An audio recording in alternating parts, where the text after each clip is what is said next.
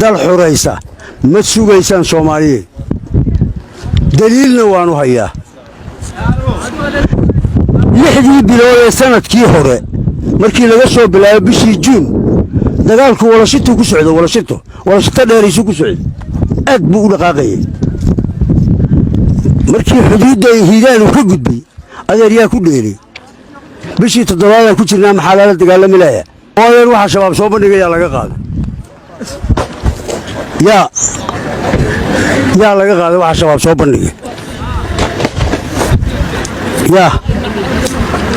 sidee waxa suuragal ku noqotay